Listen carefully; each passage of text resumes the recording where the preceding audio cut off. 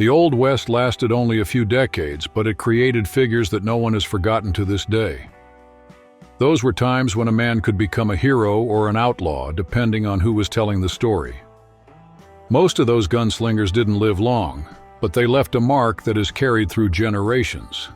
Some worked on the side of the law, others against it, and many switched sides depending on which way the wind was blowing. Now meet the 10 most feared of that era. Number 10. William Curly Bill. Brocius. This guy got the nickname because of his curly hair, but he really became famous for leading the Cowboys, a cattle-rustling gang that terrorized Tombstone, Arizona. The strangest part is that he also worked collecting taxes for the local sheriff, John Bean. That's right, an outlaw with a public job. Curly Bill had a serious drinking problem, and that always made things harder. One night, while he was drinking with the crew, Marshal Fred White showed up asking him to hand over his gun. During the handoff, the gun went off and hit White square in the chest. The marshal died shortly after, but before he did, he said he believed it was an accident. Curly Bill went to trial, and the one who testified in his favor was none other than Wyatt Earp. He walked free. But the story doesn't end there. Things in Tombstone kept heating up. The Cowboys and the Earp brothers were on a collision course. When Morgan Earp was murdered, Wyatt swore revenge. He went after those responsible one by one.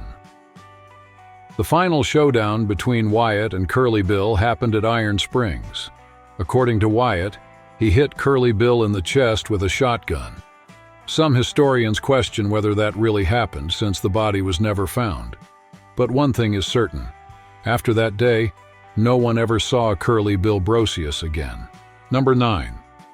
Sam Bass was born in Indiana in 1851 and became an orphan as a child. Raised by an uncle who treated him badly, he ran away at 18 looking for a better life.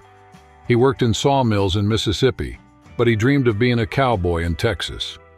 When he got there, he found out that cowboy life wasn't what he expected. In 1876, Bass and Joel Collins drove a herd of cattle north to sell. The problem? They kept the $8,000 that belonged to the cattle owners. That money disappeared fast at the gambling tables in Deadwood, South Dakota. Broke, the two started robbing stagecoaches, but the results were pretty bad. That's when Bass came up with an idea that would change everything.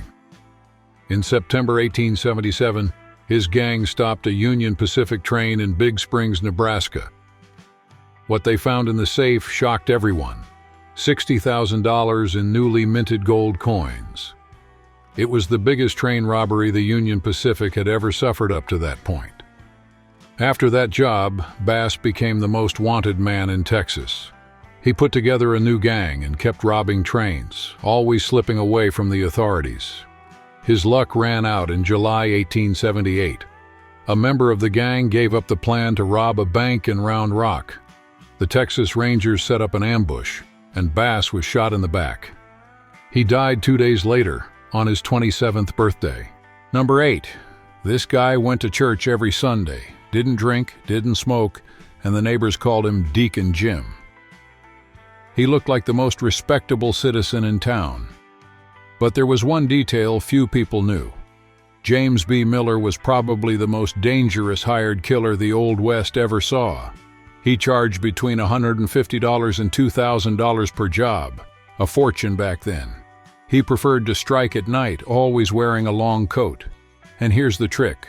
Under that coat, he carried a steel plate on his chest, like a homemade bulletproof vest. That explains how he survived so many shootouts. Official records mention 14 confirmed killings, but people who studied the case suspect the real number was closer to 50. The end of the line came in Oklahoma, when Miller killed a rancher named Gus Bobbitt. The locals didn't want to wait for a trial. A mob broke into the jail and dragged Miller and 3 other accomplices to an abandoned barn. Before the rope tightened, Miller made 2 requests: that his ring be given to his wife, who was, by the way, related to the famous gunslinger John Wesley Hardin, and that he be allowed to die wearing his hat. When everything was ready, he himself shouted, "Let it happen," and jumped. The bodies stayed hanging for hours until someone showed up to record the scene. Number 7. She played classical piano and got top grades in school. But Belle Starr chose a very different path. Still a teenager, the James brothers and Cole Younger used to stop by her family's farm in Missouri. They were dangerous visits that changed her life forever. In 1866, she married Jim Reed, a former Confederate guerrilla. The plan was to live off the land, but the money never came. Reed joined the Starr family, a Cherokee clan mixed up in horse stealing. Belle went along. Before long, they were robbing people alongside the James and Younger brothers themselves. The partnership ended when a deputy killed Jim Reed during an escape attempt. Belle was left a widow, but she didn't stop. Quite the opposite. She took over the operation, organizing robberies and dealing stolen goods on her own. Her trick was simple and effective. She used bribes when it worked, charm when it didn't. The authorities couldn't keep her locked up for long. In 1882, she and her second husband, Sam Starr, were convicted of horse theft. They served a year and walked right back into crime. 2 days before turning 41, in February 1889, Belle was coming back from the grocery store when someone shot her in the back. She died right there on the road. The killer was never found. To this day, no one knows who killed the Queen of Bandits. Number 6. Harry Longabaugh got the nickname Sundance Kid after he was arrested for stealing a horse in the town of Sundance, Wyoming. The funny thing is that despite his reputation as a dangerous gunman, nobody ever managed to prove he killed even a single person. In 1896, after getting out of prison, he crossed paths with Butch Cassidy, and together they put together the Wild Bunch, a gang that had banks and railroad companies on edge for years. These guys were so good at what they did that the Pinkerton Agency put its best detectives on the case, but even then they couldn't catch the two of them.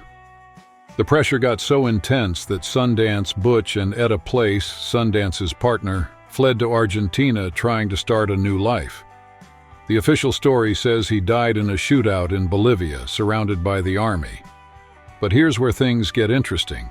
Some researchers believe Sundance escaped and quietly made his way back to the United States, living peacefully in Utah under a fake name until 1936.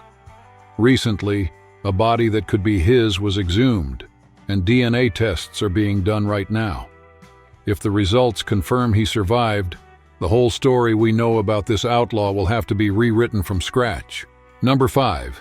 This man led the most feared gang in the Old West and pulled off something rare for his time. He died as a legend, but nobody knows for sure how his story really ended.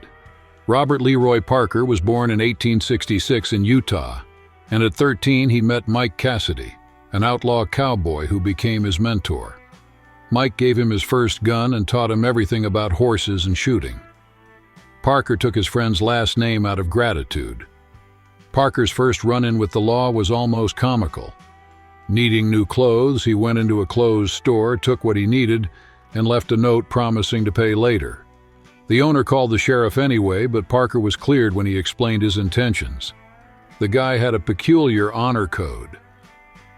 In 1889, already going by the name Butch Cassidy, he and 3 accomplices cleaned out a bank in Colorado, making off with $21,000, a fortune at the time. With part of the money, he bought a ranch near the hideout known as Hole in the Wall. But farming clearly wasn't his strong suit. In 1896, he took over leadership of the Wild Bunch, bringing together some of the most wanted criminals in the area. Together they robbed banks and trains so boldly that they became celebrities. The end of the story is the most intriguing part. They say he died in a shootout in Bolivia in 1908. But family members claim he made it back to the United States and lived quietly into the 1930s under another name. The truth was never confirmed. Number 4. Cole Younger. What made a farmer from a respectable family turn into one of the most wanted criminals in the country? The answer is in a murder that changed everything. Cole's father was killed in cold blood by a Union captain named Wally. Why? The elder younger had beaten the officer up after catching him harassing his daughter.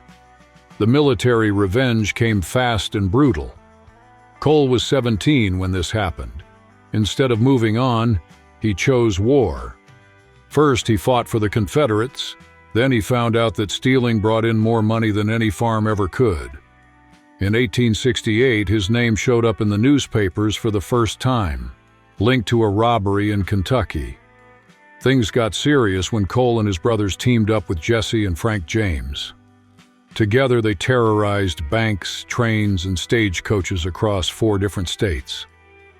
It seemed like nobody could stop them, until September 1876. A robbery in Northfield, Minnesota, went completely wrong. The whole town grabbed their guns. The younger brothers were captured, shot, and thrown into prison for life. 25 years later, Cole got out on parole. The ex-bandit became a speaker, traveling with Frank James and telling Old West stories. He died in peace in 1916, with 11 bullets still lodged in his body. Each one was a scar from a life that not many people could have survived. Number 3. John Wesley Hardin. The guy was born the son of a Methodist preacher, but early on he showed he wasn't going to follow in his father's footsteps.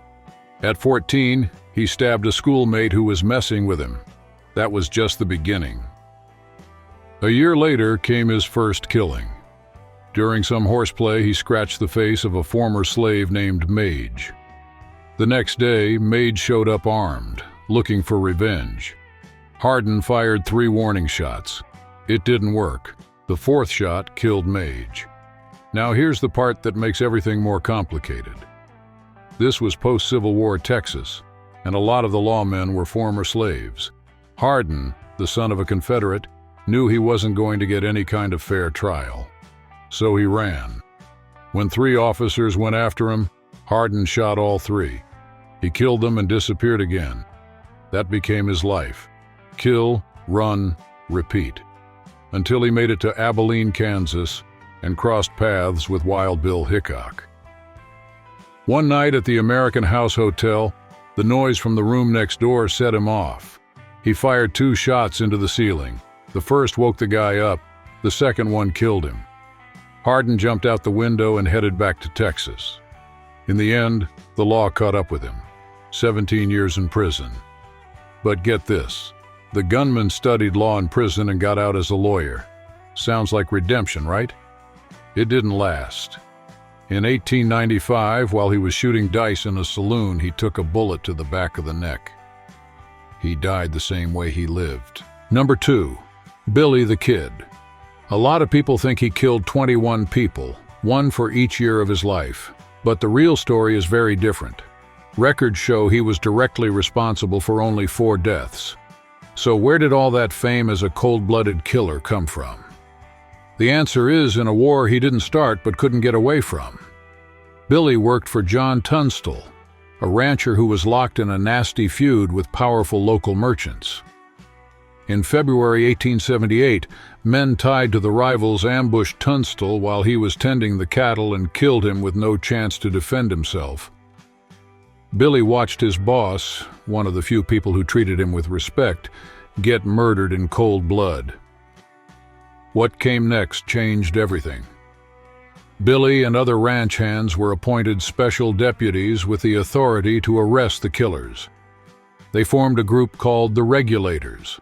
Up to that point, they were on the right side of the law. But local corruption flipped the script. The governor started backing the merchants, and suddenly the hunters became the hunted. Billy spent years on the run, breaking out of jail and dodging ambushes. The luck ran out on a night in July 1881. Sheriff Pat Garrett found him hiding at a friend's house and fired in the dark. Billy was 21. After his death, several men showed up claiming to be the real Billy the Kid. None of those stories ever proved true. Number 1. Jesse James was born in Missouri, and during the Civil War, he fought as a Confederate guerrilla alongside his brother Frank. Those were brutal times, and that's where he learned to kill without hesitation. When the war ended, the brothers couldn't go back to a normal life. They teamed up with the younger brothers and formed one of the most feared gangs in the country. They robbed banks, trains, and stagecoaches all across the Midwest. In 1869, during a robbery in Gallatin, Missouri, Jesse killed a bank employee because he thought he was someone else. That mistake changed everything. From then on, he had blood on his hands and a bounty on his head. But here's the interesting part. Jesse gained a powerful ally. John Newman Edwards, a newspaper editor and former Confederate, started writing articles painting Jesse as a folk hero, an American Robin Hood. The propaganda worked. A lot of people started admiring the outlaw. But Jesse's end was just as violent as his life. Robert Ford, a man from his own gang, shot him in the back inside the house where Jesse lived with his family. Ford wanted the reward. Jesse was only 34 years old. His mother chose a strong line for her son's grave. It said the hands of the man who killed him weren't worthy of touching it. The betrayal turned Jesse into a martyr, and his legend never died.